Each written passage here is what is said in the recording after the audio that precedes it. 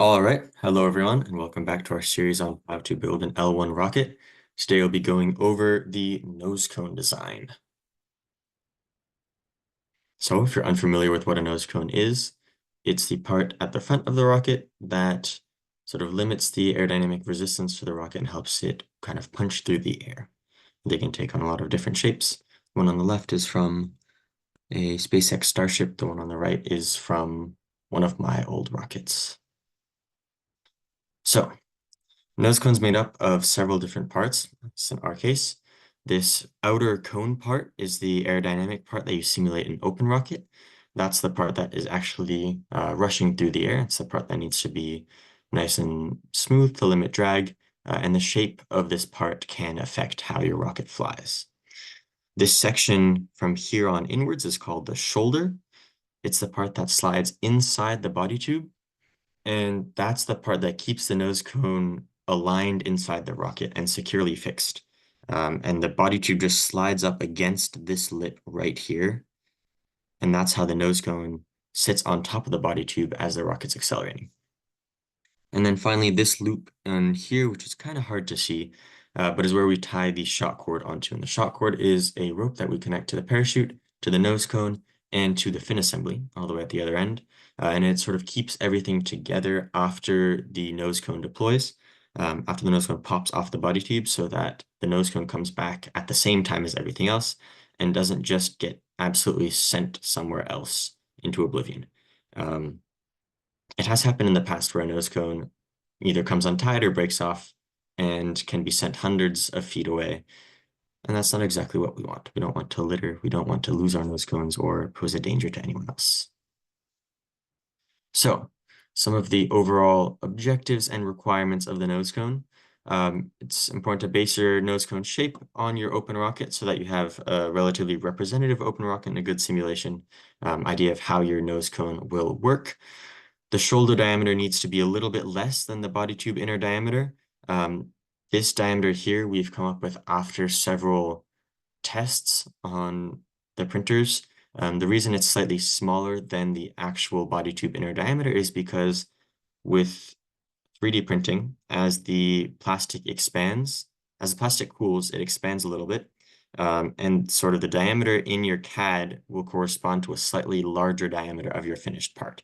And to kind of avoid having to sand down that part, we'd rather make it a little bit smaller, and then we can always add layers of thin tape if we need to make it fit well. The cone section base diameter should be 3.1 inches. So again, that is this outer diameter right here. We want that so that this aerodynamic section is completely flush with the body tube. That'll limit your air resistance and help your rocket fly as high as you say it will in open rocket. The nose cone shoulder must have that loop to attach the shock cord. Again, we can't have the nose cone just flying off into the blue once the ejection charge fires. And currently, with the printers we have in the Nolop makerspace and also now in Bray Labs, the max total height is roughly 8 inches or 203 millimeters. This is the max height of the nose cone outer section and shoulder combined. It's the max height that the printers can actually make. If you want to print a taller nose cone, you'll have to do it in 2 parts. And that's definitely doable. I've done it before. Lots of people have done it before, but it's more work and more print time and a little bit more things that can go wrong.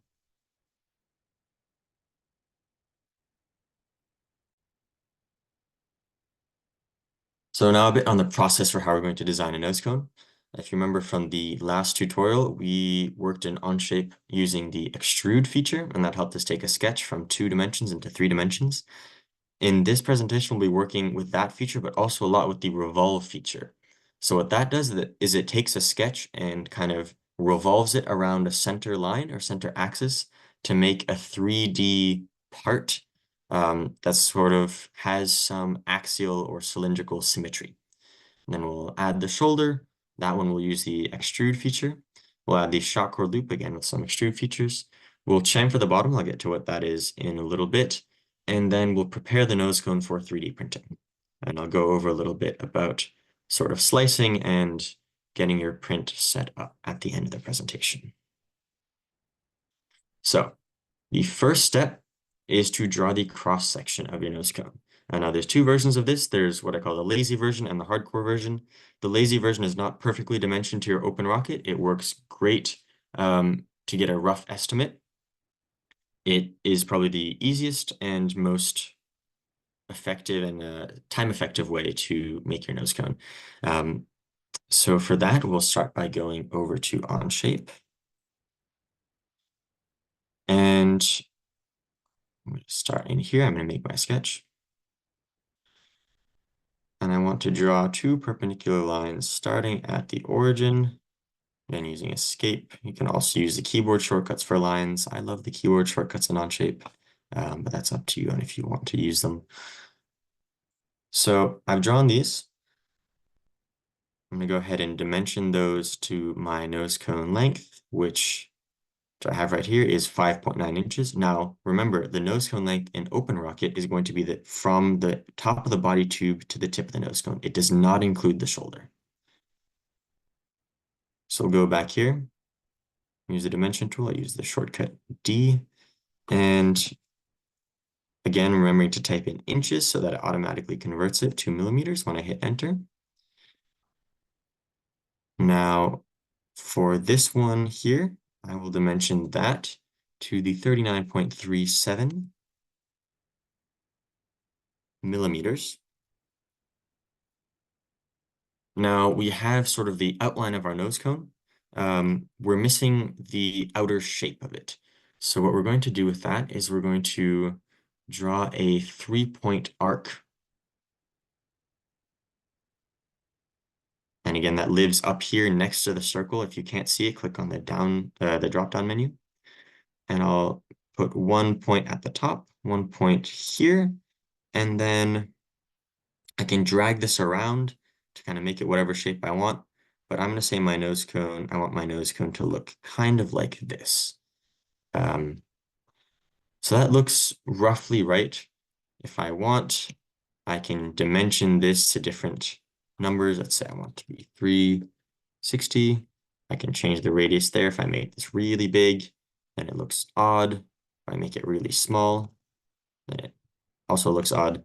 But in this case, I'm going to go with, say, 400, make it a relatively conical nose cone. Now, the other way, if you want to constrain this, if you don't want to have this dimension, so let's say I get rid of the dimension, is to do a perpendicular relation, you'll need to add a construction line down here. And then click on these two things and click tangent. And what that'll do is that'll make your arc, the outside of your nose cone, perpendicular to this line here and exactly flush with your body tube. But again, those are sort of the two options for the lazy version of dimensioning. Now we're going to go ahead and exit that sketch. So now that we have an example sketch for how to make an easy outline of our nose cone, I'll just go over the technically more accurate and also more involved way of getting a sketch of your nose cone. If you're already happy with how your nose cone looks on the previous sketch, just skip this part. It's not worth it. But if you do want your nose cone to be accurate to your simulation, you should definitely pay attention. So we're going to start by taking a screenshot of the nose cone template from the OpenRocket design report. And we want to start the screenshot exactly at the bottom corners of the nose cone because that'll make it a lot easier for us to line up the line up the sketch in Onshape. So I'm going to go over to the example here. Again, you do Control P and then print design info. We only need the design report. Also leave nose cone templates in there. So I can pull this up here. And what I want to do is I'll use a snipping tool to get myself a very, very nice screenshot of this exact shape here.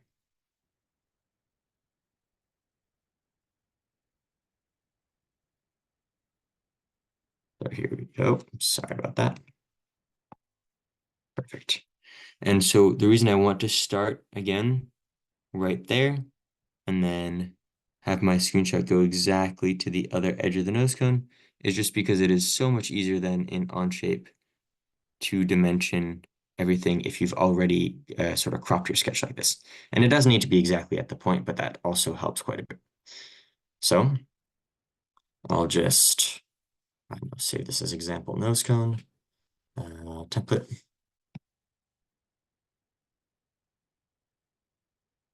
Downloads. Okay, so now we'll go back to the presentation. And we'll go back to the open rocket itself, sorry, the Onshape. So we'll start a sketch like we did last time. In this case, we want to also insert the image into the sketch, and then we'll base our sketch on what we can see in the image. So I'll click this little down arrow up here next to the DXF icon. We're not bringing in a DXF, we're bringing in an actual image. But I'm going to go down here to import, and I'll find that from my downloads. Okay, so now that I have my picture in my Onshape, what I can do is I can then insert the image directly from here. I click on it, click on the origin, and click somewhere up here. And that will add my image into the sketch. And so now I have my Nosecone template in the sketch. I'll go ahead and dimension this bottom line to the overall diameter of the base of the Nosecone, which should be 3.1 inches or 78.74 millimeters. Again, my workspace units are in millimeters, but if yours aren't, either change them by going up here to workspace units, or just by typing in the two letters right after your dimension is entered.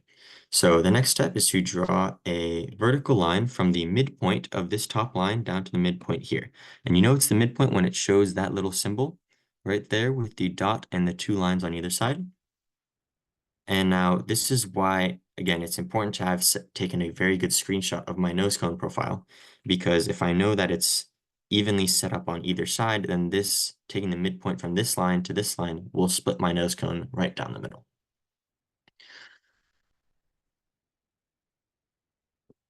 Perfect. So now on to the next part. What we're going to do here is we're going to basically outline exactly where the edge of the Nosecone is, so we get that proper curve profile. And we're going to do this with the spline tool. So this is a little bit more involved, takes a bit more patience, but the spline tool is this little curvy thing right there. I'll click on that. And I'm going to click on the revolve axis right at the point of my Nosecone. So this just happens to be basically right at the top, but if your screenshot was too long, then maybe it would be further down. So I'm going to go along here and I'm just going to keep clicking on roughly the same position on the line. I'll just use a bunch of points here, and that'll give me very good resolution once I go ahead and revolve it. And the way the spline works is that it'll mathematically smooth out, as you can see here, the transition between the points, so it won't end up creating a faceted Nosecone. It'll make a nice smooth curve. Now, if you were doing this in SolidWorks, there's ways to adjust the actual curve of the spline and the equations that go into it. To my knowledge, Onshape doesn't have that, but it might. I have no idea. Anyways, I'll just go ahead and finish this up. Will take a little bit. This part takes some patience, but if you have a very specific Nosecone profile in mind, there's a specific reason why you want to use it. Say you're going particularly fast and a certain profile helps you more than another one, then this is a good way to ensure that your Nosecone is going to do exactly what your open rocket says it will. So I'm going to zoom in a lot here to avoid snapping onto that line. But right at the end here, essentially, I'm going to click on this point. And then once I hit escape, then it locks the spline in place. And so as you can see here, I can hit escape one more time. And if I really wanted to, I can drag these spline points. But I'd rather not do that to keep my spline nice and organized. And again, if my vertical axis extended up here, I could use the trim tool, which is this thing right here, to cut a little section there, but I don't need to. And in this case, it's fine. Now, this is one of the few cases where having a blue sketch is okay. It would take way too many dimensions to automatically, to, pardon me, to constrain this spline exactly. So what we're going to do is just hope that we've done it right and just look closely at every dot and make sure that we've aligned it properly, but we're not going to bother constraining everything. And we'll just be a little bit more careful with how we've set this up. Now, as you can notice, there's no shaded region here, so that means our sketch isn't closed. So we're going to just add a line across the bottom here, a solid line from that point to that point. And this gray region is telling us that that area of the sketch has now been closed and we're ready to move on to our revolve. So exit the sketch, and we'll move on to the next step. All right, so the next step is to revolve that sketch that we just made. That'll help us bring it from 2 dimensions into 3 dimensions. And so the general idea is that we've taken sort of half of a cross section of this nose cone, and we're going to spin it around 360 degrees by keeping that center line fixed, and that'll trace a circular path and kind of create this circularly or axially symmetric part. So this will work exactly the same with either one of your sketches. I'll just start it with the hardcore version because it's a little bit more involved just on picking the revolve axis. What you're going to do, you'll click on the sketch, you'll click revolve, and the sketch region to revolve is this shaded in face, that's sort of half of your cross section of the nose cone. And the revolve axis is this vertical line in the middle of the nose cone. It's not this one over here, it's this one right in the middle. Now make sure your revolve is full, so that'll revolve at 360 degrees. And make sure you're creating a solid and not a surface. If you make a surface, this won't work. So try and make a solid, click OK, and then there you go. It's a nicely revolved nose cone. And I'll show you just that. With the original nose cone we made, it's the same idea. Again, the key is to pick the right revolve axis, and your nose cone will look exactly like it's supposed to. So the next step is to add the shoulder. We'll start this by essentially extruding a cylinder off that bottom face. So we're going to go back into our, pardon me, we're going to go back into on shape. We'll start on the bottom here. And now this part's identical for whichever nose cone you've chosen. So we'll start a sketch on the bottom face. We'll draw a circle. You should be hopefully getting sort of used to this process by now. We'll dimension this to 74.93 millimeters. So it's almost to the edge of the cone, but it's not quite. And now make sure the circle is centered. So as you can see here, once I add the dimension, the circle is black. That is really good. If for some reason I missed the dimension, if I missed snapping it to this center here, if that dot didn't turn orange, and let's say I clicked right there, when I were to draw my circle, it would have shown up as blue. And then even if I add a dimension to this, it still shows up as blue, and that lets me know I did something wrong. But because my circle is all black, you can see it's centered. This is exactly what we want. So we'll go ahead and extrude that sketch by 50 millimeters. Perfect. And so now our nose cone is starting to look like the example. In this case, our nose cone is a little bit shorter, just because we're using a shorter nose cone design from our open rocket.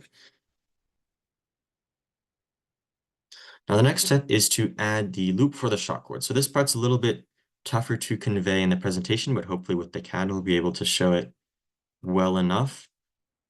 The goal of this is to sort of cut back these weird half moon shapes, and then to cut a hole through that wall that's formed in the middle here. So we'll first start by making this sketch. Again, that'll be on the bottom face of the nose cone shoulder. We'll start here. I'll go click on bottom just to zoom in here, sketch. And the way I'm going to start is I'm going to start by making a circle.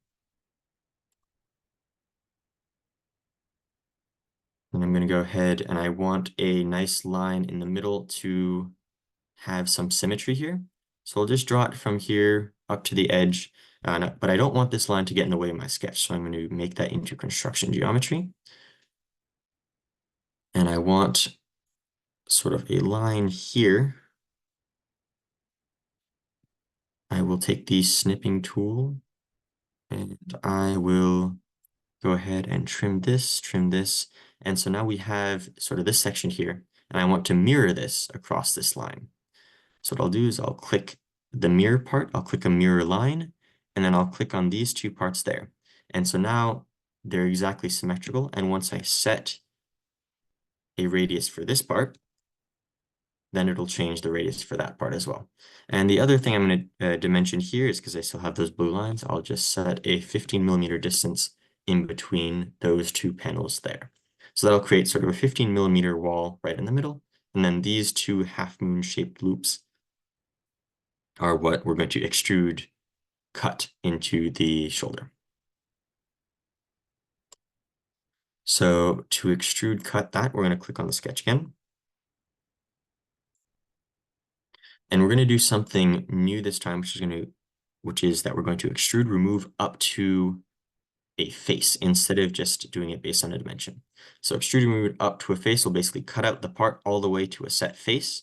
And that means that if we were for some reason to adjust the shoulder length, we don't need to go back and adjust the dimensions on this extrude. And so I'll just click on up to face. And then for the face, I'll select this face right here. And as you can see, it's extruded all the way back into there. Now I click OK. And so that's almost all the way there. We have our nose cone, we have our cutouts. And so now on this face here, we need to make a sketch. And we need to make that sketch in such a way that we can extrude it through this wall. And so that's where we're going to tie the shock cord to. So that's what we'll do next. So to create that sketch, I'm going to click on this face, start a sketch. And what I want is I want a construction line that goes essentially from this corner back here all the way to this corner here. And what that'll do is, because that's fully constrained, if we place something on the midpoint of this line, it'll be naturally in the midpoint of that face. So I'll place a circle in the midpoint of that line. Again, remember the midpoint is this little icon right there. And I'll just click on the side there. And now we're going to dimension that to 25mm in diameter. Now we're done. It's time to extrude that sketch through. So I'll click on extrude, remove, and if I were to do it blind, 25mm will work, but if I were to accidentally do more, it could go all the way through the rest of the part. So what I'll do instead is I'll just do up to next, and this will extrude it just through this wall and not through the rest. And I click OK. And there you have it. You have the nose cone, you have the shoulder, cutouts, and the tie point for the shock cord. So the next final step for the CAD is to chamfer the bottom edge of the shoulder. So what this does is, aside from making it look a little bit cooler, is it helps us slide the nose cone into the body tube a lot easier and without damaging the top edge of the body tube. We used to not do this, and it would kind of chew up and tear up the edge of the cardboard there, and we don't want to do that at all. So this chamfer helps us put the nose cone on and off a lot easier. So what we're going to do is we're going to go back to our CAD. We're going to use the chamfer tool. The chamfer tool is this little icon right here. We're going to click on this bottom edge right there. So that'll start our chamfer on there. But that looks a little bit weird, and that's not exactly what we want. So we're going to change this to a 2 distance chamfer. And we're going to set the distances to 8 and 3mm. Now the goal with this is to have the chamfer slope up more gradually this way and more steeply this way. If we wanted, we can make it even longer or even more detailed, but this is a chamfer that we found to work well in the past. So once that's completed, the CAD for the nose cone is essentially complete. Go back to the presentation, and you should be ready to download this and to print it. Now, there's a couple more things you can do. If you really want, you can, for example, put a fillet on this edge here. That could make it a little bit more smooth so that once you 3D print it, your shock cord is less likely to get torn apart. But I'll be honest, that makes very little difference, especially at this level.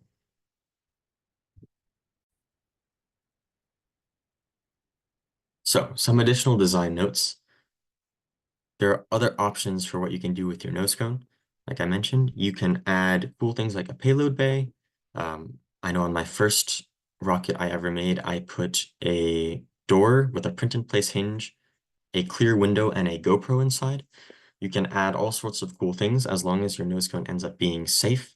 But remember, it should still have the overall geometry of that aerodynamic cone part, that shoulder that fits inside the body tube.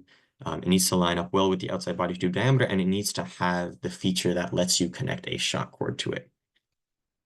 Now, if you have a tall nose cone, if you really, really want to make a tall nose cone, it's a lot more complicated.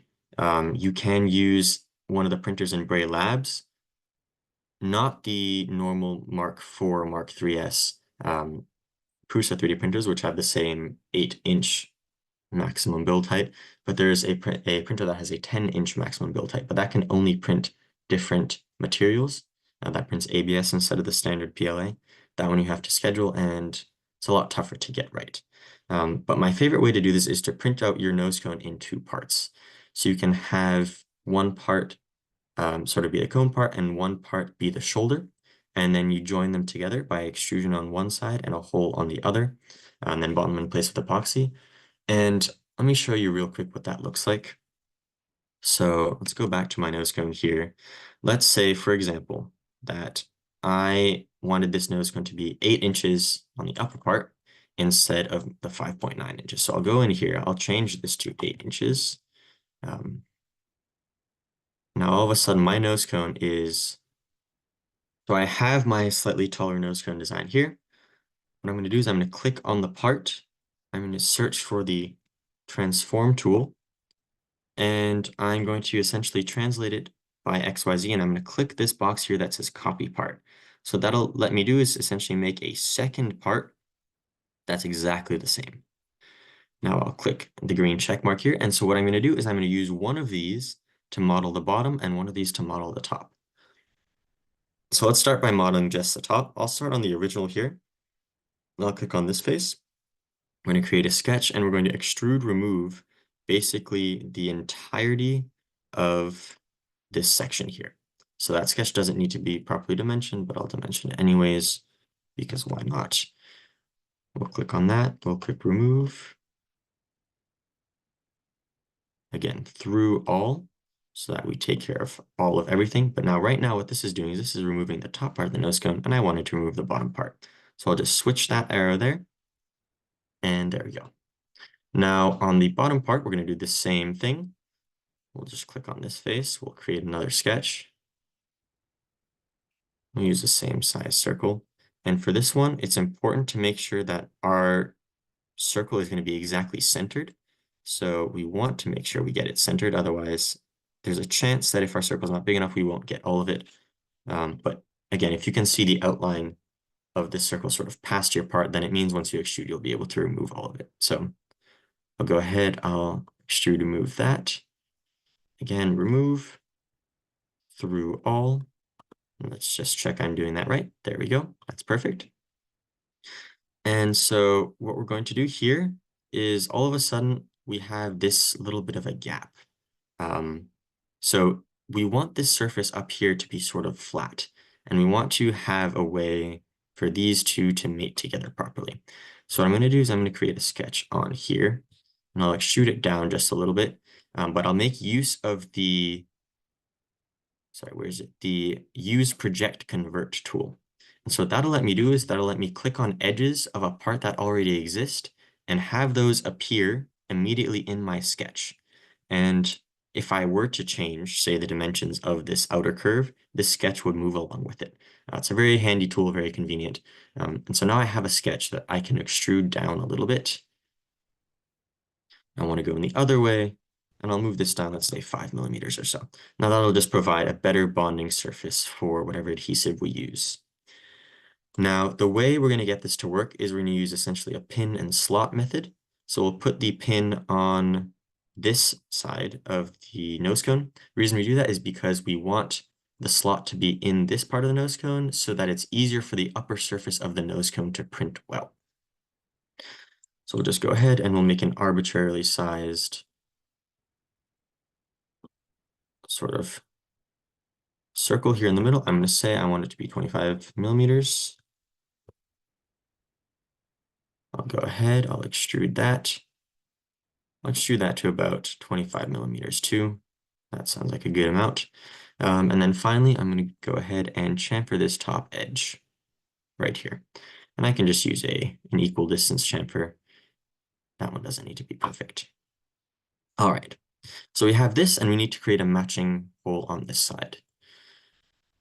So again, we're going to start with the sketch.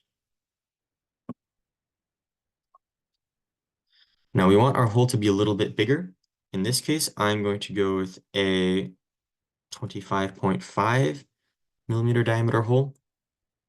You might need to play around with the tolerances on this, and you might need to print out one or two of your parts a couple times just to get everything right. But we're going to go with that for now and hope that works. Remove this.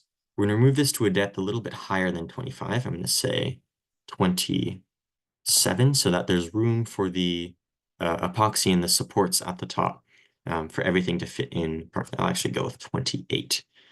And I'll click that, and as you can see, that's removed a little bit in there. And now everything should slide in very nicely. Another last thing I'll do is I'll add just a tiny little chamfer on here, just a little 1 millimeter chamfer, so that it's easier for me to slide this pin into the slot. And so what that'll look like when it's put together, I can make a quick assembly to show you guys.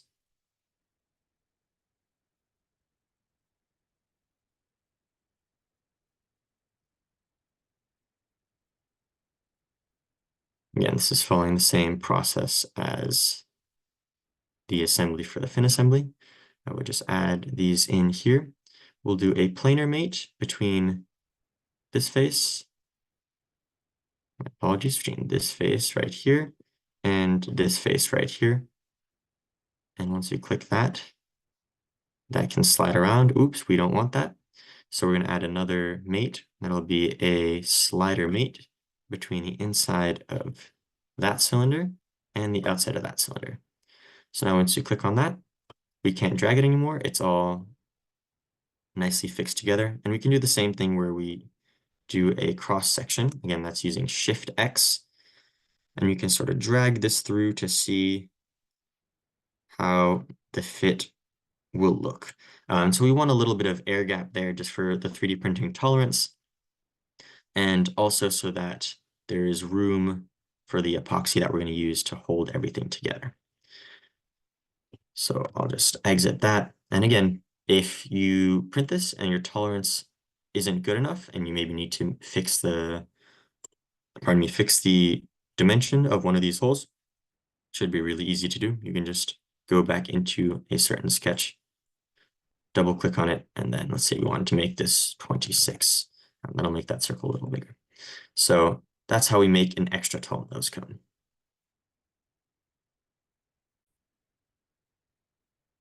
All right, and the final thing we're going to do today is we're going to export our nose cone and get it ready for printing.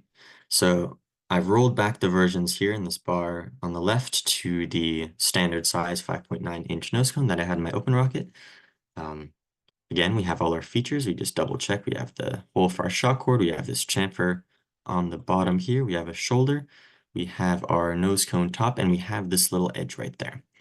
So I'm going to go ahead. I'm going to click on the body down here in parts. I'll right click and I'll click export. So now it should pop up with all these export parameters. We want to make sure we're choosing STL, units inch. We want to use the resolution as fine. This is very important because if we have it as coarse, then it'll sort of facet your cylinder shape of the nose cone. It can throw off the tolerances and it just looks ugly.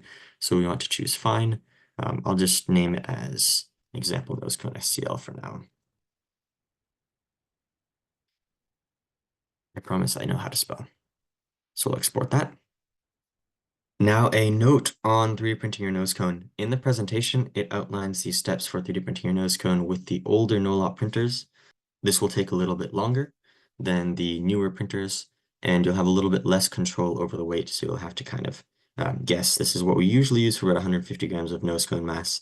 Um, Make sure you use support everywhere, regardless of whatever slicer you use, and make sure that your print is scaled correctly. And remember, you can always reprint, but it's just less wasteful to make sure you get things right the first time. And now for this example, I'm going to use Prusa Slicer. This is specially designed for the Prusa 3D printers we have in Nolop.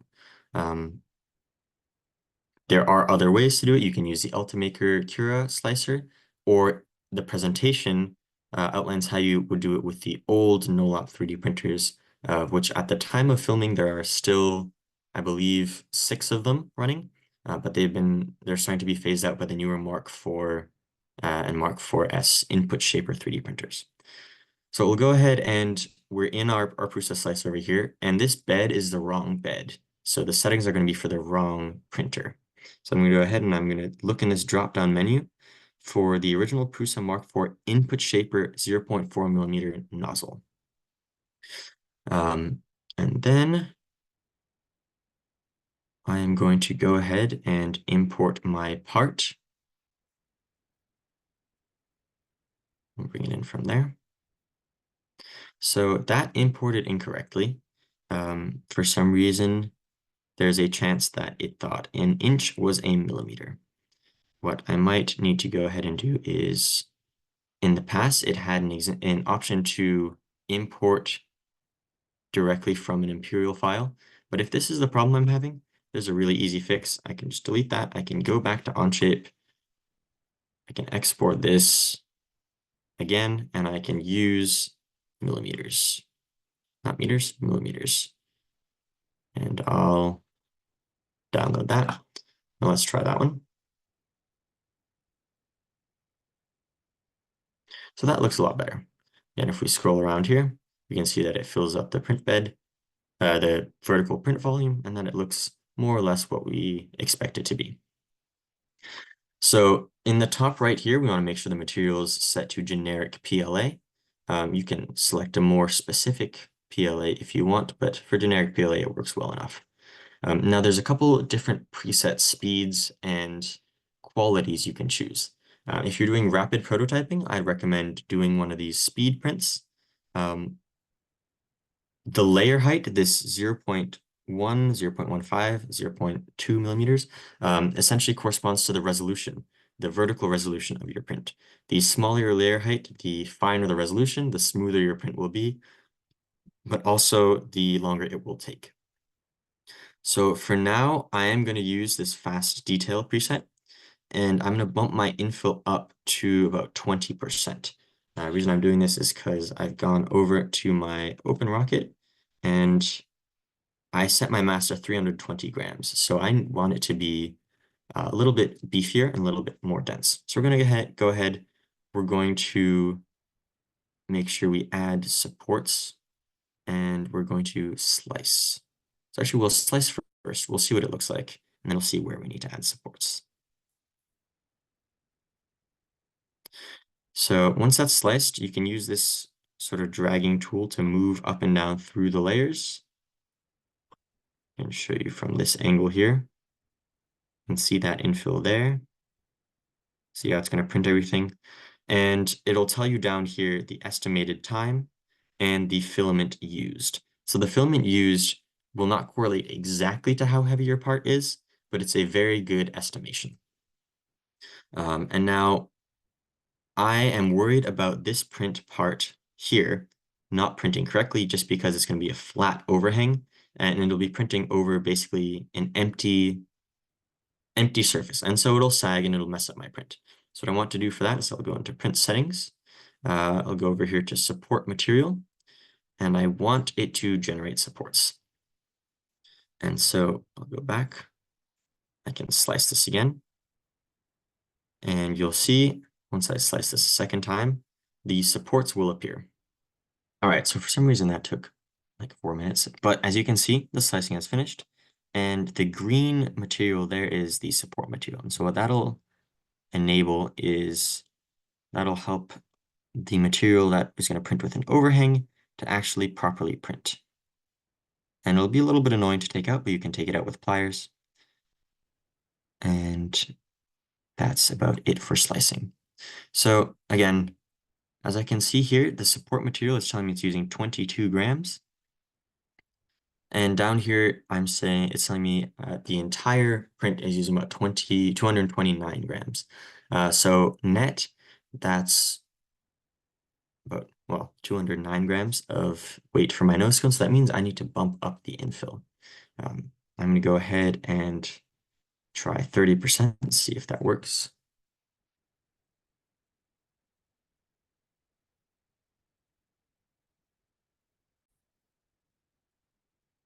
So that's showing me 286 now, minus the material used for supports. That's 266 or 264. That's still not enough. I'm going to try, let's try up to 40% infill. So this is pretty high infill, but we'll see if that works.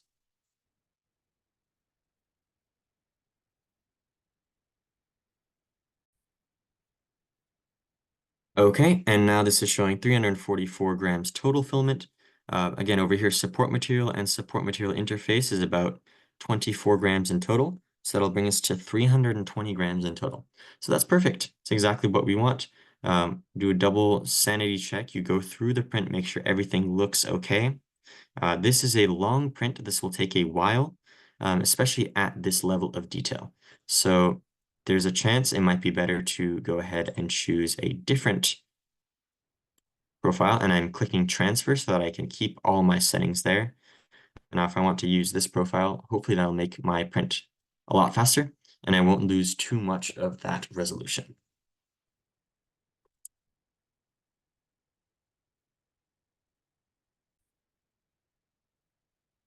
So that's quite a bit better. Got a few more hours here. And there's other ways you can modify this. So you can do it on the 0.15 millimeter speed, 0.2 millimeter speed if you want even faster prints.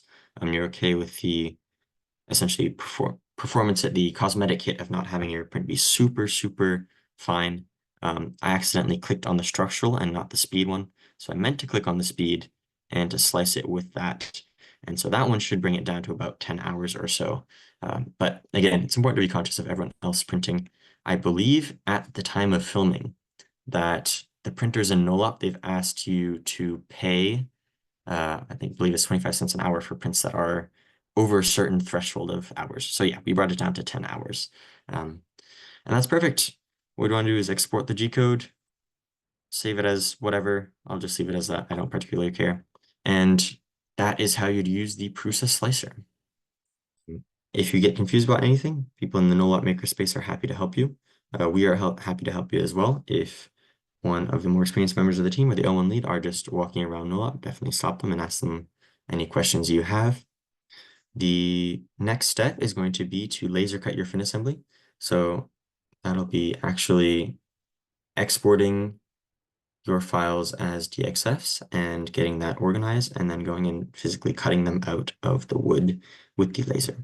So that'll come in either a future video, future mini presentation, if I ever get around to it, which I hopefully will. But if not, best of luck and congratulations on finishing your nose cones. You're well on your way to start building and finally have a rocket.